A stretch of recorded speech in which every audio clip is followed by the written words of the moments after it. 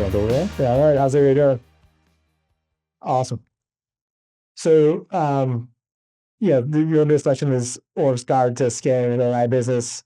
Uh, we can introduce ourselves first, but um, so John Harrison, partner in Orrick's San Francisco office and in the corporate group. So work with a lot of startups from like formation up through very late stage. So for example, Stripe's a client at the very late stage. Work with I work at a firm which with a lot of AI companies. We're primary counsel to Anthropic and Mistral. Personally, I work as outside counsel to Magic, Metaphor, if you're familiar with them, Etched, which is getting chips to compete with NVIDIA, and recently worked with Weights and Biases the last 3 years, which just got sold to CoreWeave, which just went public and doing really well in the public markets. Great sign for AI. Also worked with Coda, which recently sold to Grammarly. You worked on that as well. So I'm a general corporate lawyer, but kind of main point of contact. And then we're working with all of our specialist groups, whether it's data privacy, regulatory, IP licensing, et cetera, to kind of bring the best of the firm to any AI company. And that's kind of what we're going to talk through here today. And Daniel Forrester, I'll let you take it away, but thanks. Yeah, I'm Daniel Forrester. I'm the general counsel of Magic. Magic is an AI software model developer focused solely on new applications in the software developer space. Before joining Magic in August of last year, I was actually a partner of John's at Orrick and spent the last 13 years practicing tech transactions in New York City. As general counsel of Magic, I don't like probably many of the people in this room, I wear many, many hats. Law is certainly part of it, but the business context drives so much more of it. And we'll just get kicked off. We'll try to get kicked off. There we go. John? So we say it's wet out there, right? It means a number of things, both from a business perspective and a legal perspective. On the business side, we're seeing a lot of enthusiasm from investors, as you guys know, a lot of crazy terms. I'll speak to a little bit more of that. But for now, we want to kind of set out on the next slide how we're going to think about this. And the way we're presenting the slide, you'll see on each slide, we have a general section at the top that kind of applies to all companies. It's not, they would apply to you as an AI company, but it would apply to any company, right? And then on the lower half, as you see on each side, we're kind of talking about the AI specific sort of items in this category. And then you see at the top, this is the formation slide. We're going to talk about product development, go-to-market, maturation, and then exit of IPO. So on this first slide, there's obviously like the general thing as you see with any sort of company. What's going on different here with AI companies? As I kind of alluded to, like the terms that we're seeing at the seed stage are incredibly, for the right, we're seeing people investing on the team and the dream again with AI companies. And there's almost two different markets, right? There's the AI market as far as terms, and then there's kind of everybody else. So I think we're seeing a lot of founder-friendly terms, whether it's, had our founders preferred stock early, dual-class common stock, less protective provisions for investors not wanting to lose deals, and over terms and saying, hey, this is a great investment. Like I can live with these terms and more founder control. Another thing to mention on the seed terms that we are doing with companies and we're seeing in the market more is typically with preferred stock in companies, you don't have transfer restrictions, you don't have a right of first refusal. A company doesn't have a right of first refusal on preferred stock. We're seeing with companies having leverage and wanting to control their cap table, we're seeing definitely more right of first refusal given by investors over preferred stock. So in other words, if they go into sell on a secondary, a company has the ability to either exercise the right of first refusal and buy the shares itself, or assign it to an investor they would prefer buy the shares instead. Or transfer restrictions where you have an outright block. And some of this is just any company would want that, and they have the leverage to get it. But it's also about the regulatory environment and AI being viewed by the government as you know kind of important to defense and it's important to defense and so having control of your cap table is important to keep potential non-US stockholders off your cap table, which might draw if you have those folks on your cap table, it might present more issues. And Jen, I think part of your getting at is that there's just a much larger context to how AI is seen, in particular at the state and federal level. It's not just another, CRM play.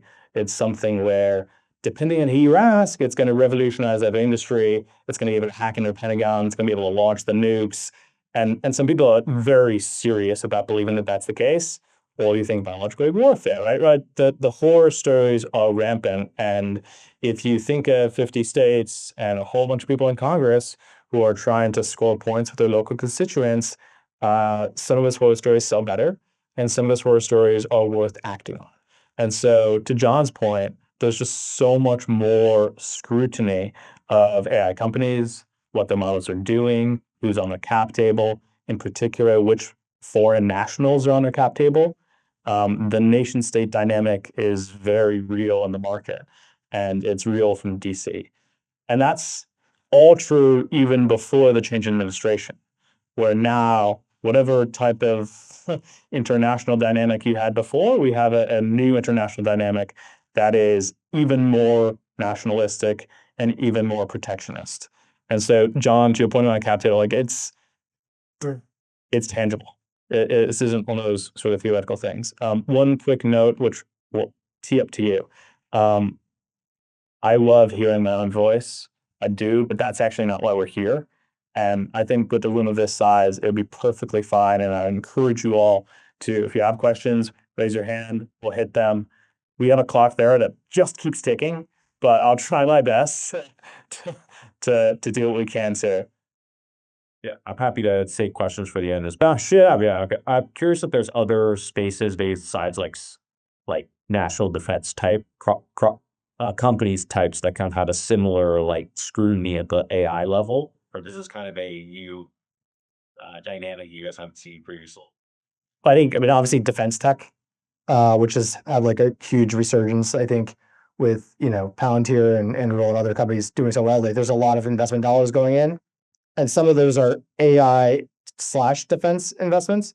But, with both defense and AI, we're actually doing more, sending out questionnaires to ask VCs about their LPs and making sure that their LP ownership, either a US fund, that their LP ownership isn't such that it would present issues if you're going to have to, especially if you're going to have to go and get a facility clearance or that sort of thing. I'd throw two more industries down in the bucket. First, sort of obvious, infrastructure, ports, energy, things that are just critical infrastructure for the country, seen within that same sort of nation state dynamic, where if you look at the Panama Canal somehow came up very much recently in this in terms of Chinese ownership of certain entities there, and Trump, I think, wanting to buy it. I don't know where that landed. I think actually BlackRock bought them, I think is how that one netted. The second place I look in particular relates to PII and personal information. And here, you think of TikTok and some of the same sort of nation state arguments there, as well as there was an incident a couple of years ago with Grindr, which was a dating app. And there were concerns about Chinese ownership of it, because if you look at all the Grindr data, you find a whole bunch of congressmen and senators that may or may not be public about what they're doing with everything, and that creates just tremendous amount of blackmail opportunity. And so I think PII sort of also gets into the same bucket. TikTok is its own little super fun, interesting thing, but I'd throw those as well. The other thing before we go to the next slide, outbound investor rules is a new regime that came out that if it's a U.S. investor investing in a Chinese or Hong Kong company, but also gets picked up by that Chinese or Hong Kong citizens that are in the U.S. founders. So I've seen that come up in a recent deal, and it's, the the rules are not very clear. So, if you are a Chinese or Hong Kong citizen, or you have a co-founder that is, like, you definitely have to be aware of those rules as well. And I think that there's currently an investigation going on into one investor who made an investment in a Chinese company over this rule. So it's an active area. It's kind of almost called reverse CFIUS, if you're familiar with CFIUS. So I guess before we leave this slide to kind of transition to the next slide, Jenna, maybe you can kind of talk about the different types of AI companies. We kind of talk about it broadly, but maybe you can kind of expand on what that means. I added the subtitle here, Choose Your Own Adventure, because I loved those books as a kid.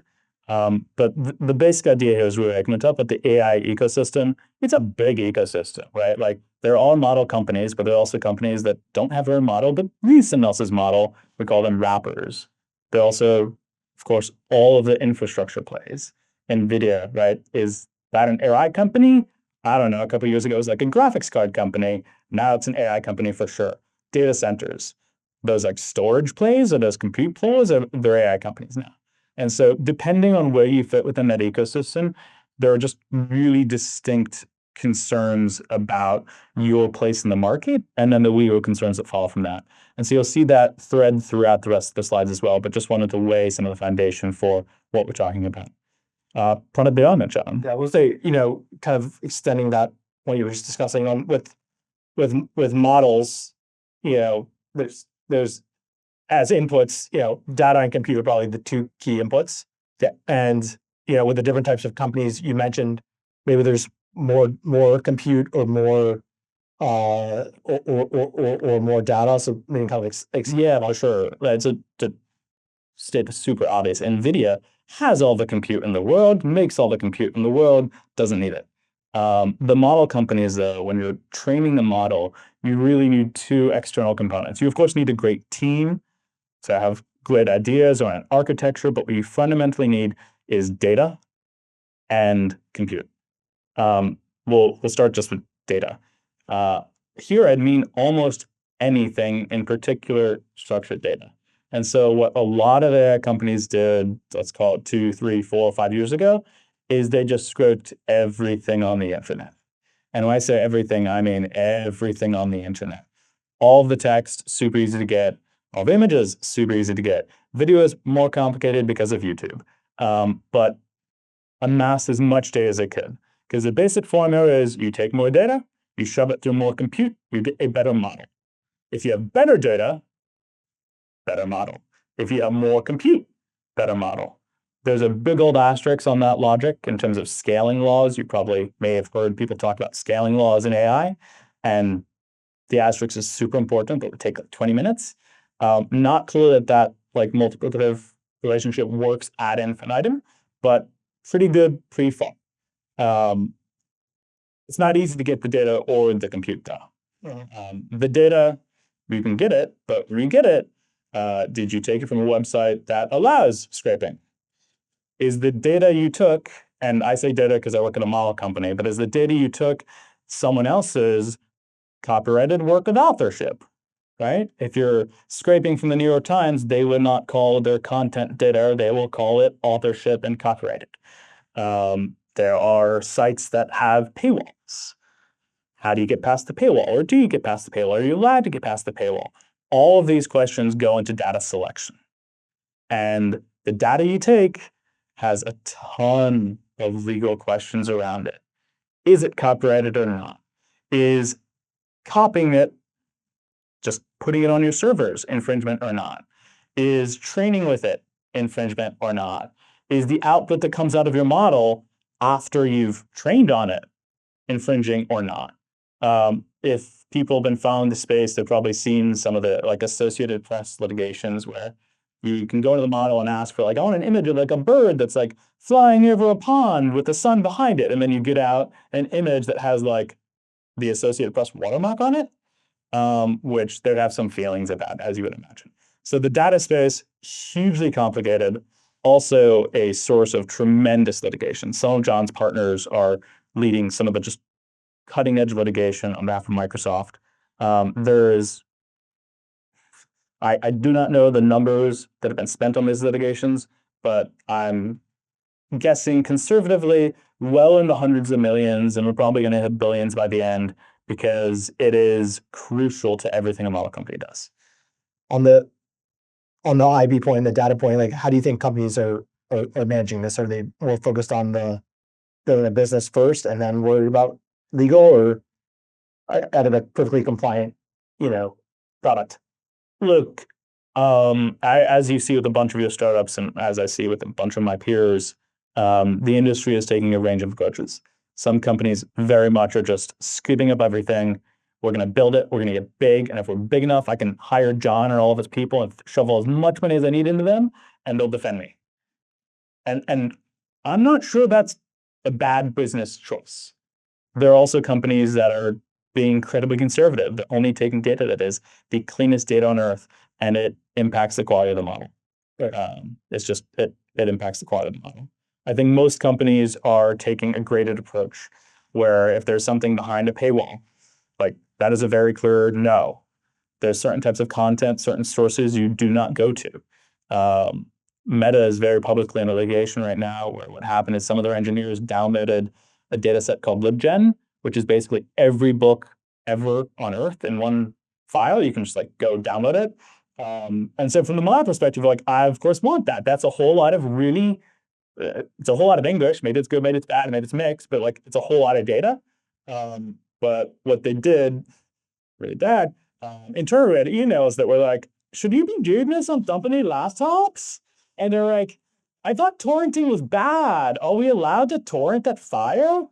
And that came out in Discovery and it was hilarious for everyone else. So there are like some places where like, the obvious things were just like, you don't go or might decide not to go, but it's a mixed scenario. So I know we have like three slides to go and a limited amount of time. What do you think are the 4 other areas to focus on in product development? I mean, so A little of the like real quick answers. Compute. These are just GPUs. GPUs are just chips. Whatever you used to do as a SaaS company with your cloud compute, whether on AWS or Azure, you do the exact same thing, except instead of CPUs, they have GPUs there. Super limited supply. Good job, NVIDIA. They're not that they're restricting supply, but that they are by far the leader in the space and killing it. New entrants, you mentioned one, Etch, they're coming. Google has its own chips, they're coming. But right now the demand strips supply. And so there are just active wars in the contractual and business sense over compute. Hopefully we don't get to literal wars over compute, which is a whole separate conversation. You need to get the compute. The other thing, AI regulatory morass, 51 jurisdictions, 50 states, DC, every attorney general wants to be governor. Every governor wants to be a senator. And the way you do that is by saying, dear constituents, there's this pressing thing, but I will defend you. I should run for something.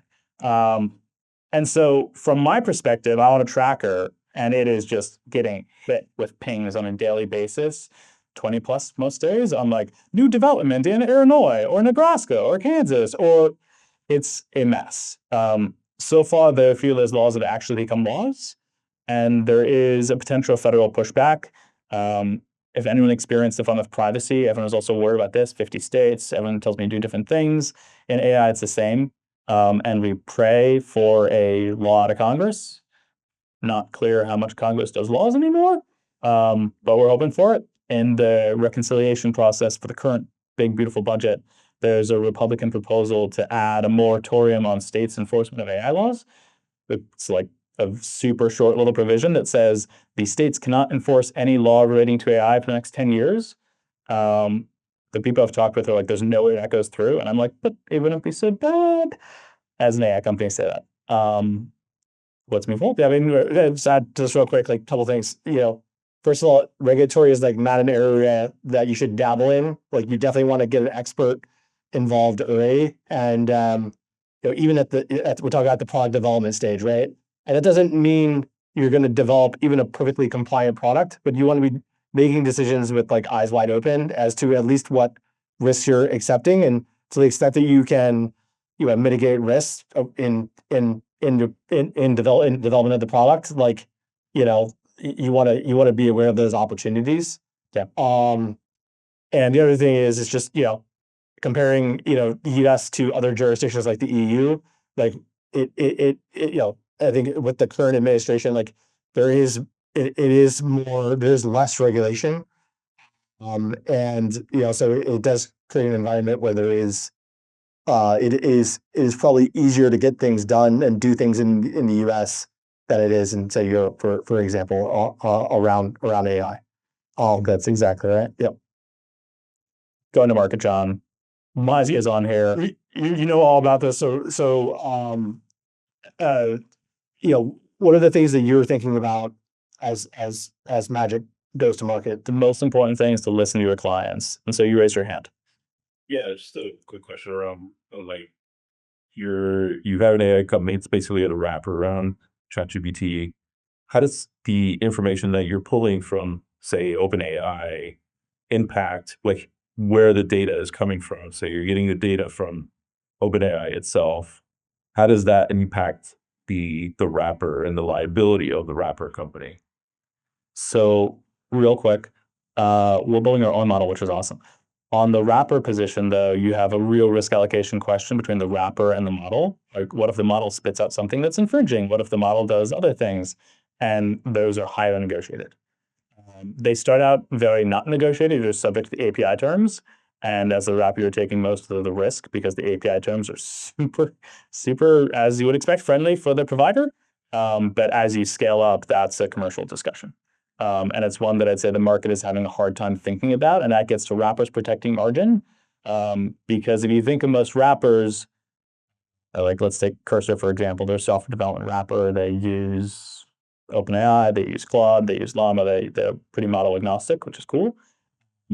Most of the money that someone pays them goes to the API provider behind them. And so they've recently adopted a pricing model that's just 20% on top of API. To try to preserve that, because it's hard to guess what's the right number and have that work well. It's also, I have frenemy there. It's a technical lawyer term.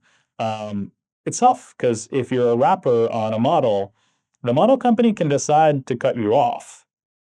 The model company can also decide to directly compete with you. Right, so OpenAI is either in the process of or has completed the acquisition of Windsurf, which is another IDE in the software development space, and is going to go just head to head with Cursor.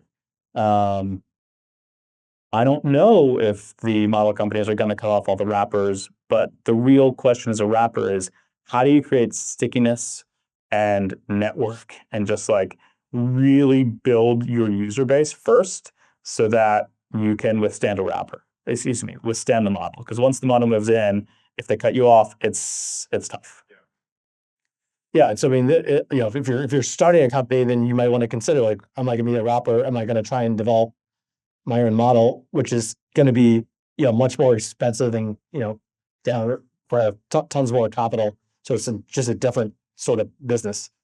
As you do go to market, what other things you're doing around? Are you seeking out insurance? Are you we have misuse labor here.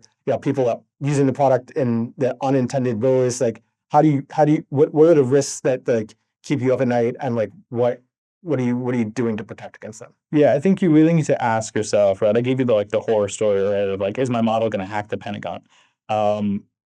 So far, the answer is no. But the model companies are asking themselves just regularly, can it? And can the next version of it? And where along the spectrum are we in terms of the tale of horrors that come from it? And if somebody with good intent uses the model, we can all have giddy photos. It's amazing. I did that. My wife had a great time. But we can also do terrible things, right? So like, models are being used for all sorts of really pernicious things like deepfakes, social manipulation. If you're worried about hackers before, calling your grandma and pretending to be you, which happened to my grandma. She got a call from me in jail in Toronto who needed $5,000 wired immediately. She knew it was kind of wrong because the voice was off because this was a little bit ago. But with AI now, you can spoof people's voices. You can spoof their images. There are instances of people using AI to basically like social engineer people into releasing funds, right? And so there are all sorts of really bad uses of AI that are out there. And as a model company, you try your best to make sure that A, you building guardrails from a technical perspective to try to stop that from happening and being able to happen. And then B, really try to be clear as best you can from terms of use perspective that it's not permitted. It's not clear that that's going to hold up from a big picture perspective, but you try your best. All right. Should we go to the next slide? Yeah. So one more question here. As regulation changes, how much do you think that imposes a liability shift? Are there discussions about liability shifts as part of regulation between wrappers and et cetera? Yeah. So yes is the really short answer. The longer answer is that this really long answer.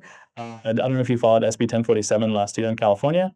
So for example, Europe has also taken distinctions between the developer of the model and the provider of the model.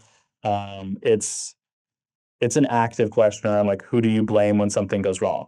Is it me, the user? Is it the wrapper who provided me the user interface to it? Is it the model company? Is it the data provider to the model company? It's going to get fought over a lot. Okay, sorry, we skipped maturation. John, how do you mature in 30 seconds? Well,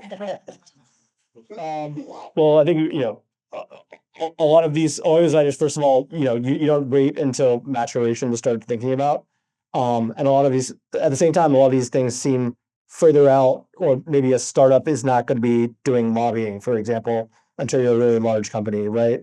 You're aware of regulation. You're not going to be necessarily changing regulation as a startup. You just want to be aware and understand and try to position yourself in the right way.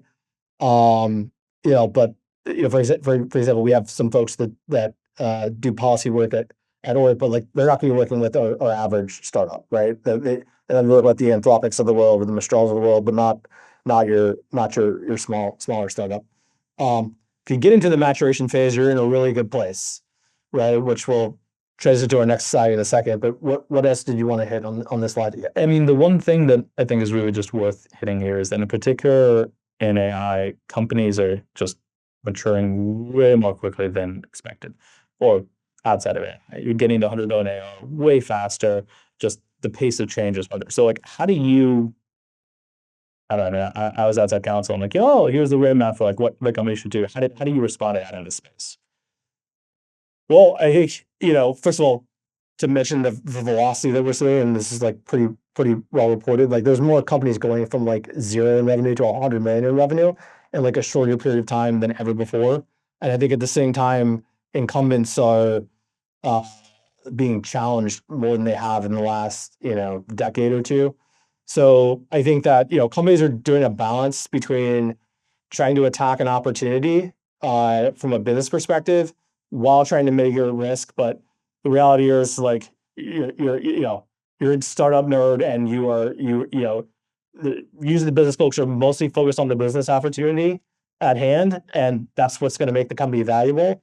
And then, as Daniel was saying, we're going to try and mitigate risk wherever possible, but the key is building a great business, right? So I often think about Uber as an example, the AI space, where it's they're charging into these cities, and then they're trying to change the laws. And I think I'm seeing a lot of that, where it's let's build a great business, let's do our best to be compliant. We're not necessarily 100% compliant, but we're looking at risks on either side. We're looking at the risk of not getting escape velocity to there was an enduring company versus taking on some risk, whether it's on the IP side or on the data privacy side, that sort of thing. And I'm not outside counsel, so I can say this, but basically you're saying ask for forgiveness. I'm serious. You don't I'll say it. I will say John is a primary corporate outside counsel, and as you can tell from that answer, it was all about the business and the context of how your business can grow in that space, which is something I very much appreciate, particularly from John. Okay, exit or IPO, you've got 17 setups per exit. So maybe some trends here. I think, if you look at M&A deals that are all cash versus all stock or some mix, I think we're seeing way more deals that are stock heavy. A lot of the larger companies or even the your larger unicorns that are still private are using their stock as consideration because they're feeling pretty good about their stock price. So we're seeing a lot of that.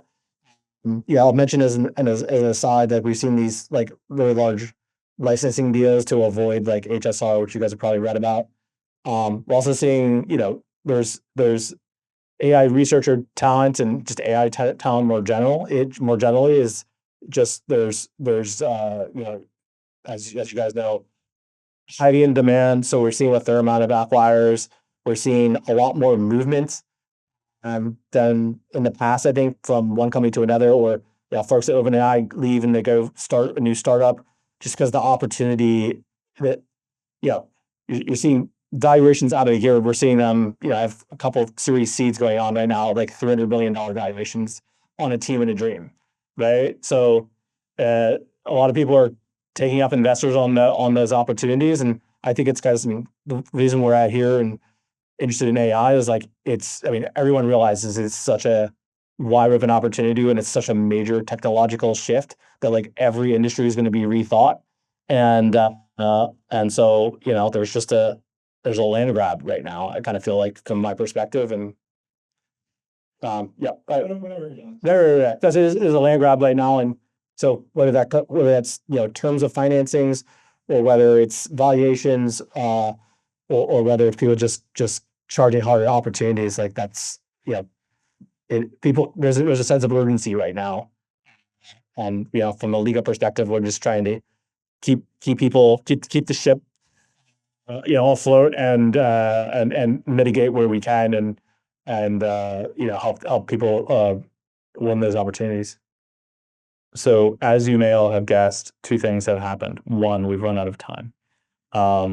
Two, we talked about like a quarter of the bullet points here. So three, we're happy to stick around and answer questions if anyone has any questions. Otherwise, I think everyone is free to go. Are we going to run correctly? Yep. Sure. I'm absolutely the decision maker in this room right now. Yeah. Mercury. You made back the decision, but can you double click into VCs coming RIAs? I'm actually pretty curious about that. Yeah, I think there's a trend towards large funds. Just to call it a few, like Thrive and General Catalyst have basically said like we're going to roll out this strategy where we're not just going to invest in companies, we're going to acquire companies, right? And I think a lot of that is around like looking at like high cash flow, maybe less tech heavy businesses and saying there's efficiencies to be gained here, and so that's a trend. VCs historically have been more, taking a minority interest, taking a 10 or 15%, and I think some of them are starting to behave more like private equity a little bit. I think, yeah. Yeah, I'm the founder, and oftentimes we get asked, what's the end game? So to your point about ever private, Strike staying private, Corey Wong's possible simply doing their move to get a little bit more liquid, their holdings. What do you think is going to be the trend? Or is it just going to be more and more permanent credits? I've been excuse me. I think, by the way, if you look at the CoreWeave chart, like it's great for AI companies generally, especially for a company that's building its own model, or a company that has really high, is CapEx heavy. Like it's great that there's you can go out and kind of raise from the public markets and maybe if you're raising the private markets, the money is available, still in the private markets these days, but maybe you're getting at a slightly better valuation in the public markets. Like that's encouraging to me that maybe more AI companies will take the leap, especially the ones that are CapEx heavy. But maybe these companies that are the wrappers and are a little lighter on CapEx, maybe they won't make as much sense for them. But like all these companies are like weighing like doing quarterly earnings, the distraction to employees of the stock price going up and down, like distraction of having to file 8Ks and report to the market, and it's in the defense tech space, or maybe you don't want to disclose all this information, so it comes like SpaceX, for example, 20 years old, still private. There's pros and cons. But now versus 15 years ago, there's so many late stage investors that are willing to provide capital to the winners, right? And so there isn't necessarily need that there maybe was like 25 years ago to go public, but I would love to see more companies go public. Just as as an investor myself, like you want to see it, you want retail investors to have those opportunities to participate in the upside, before the company's 20 years old.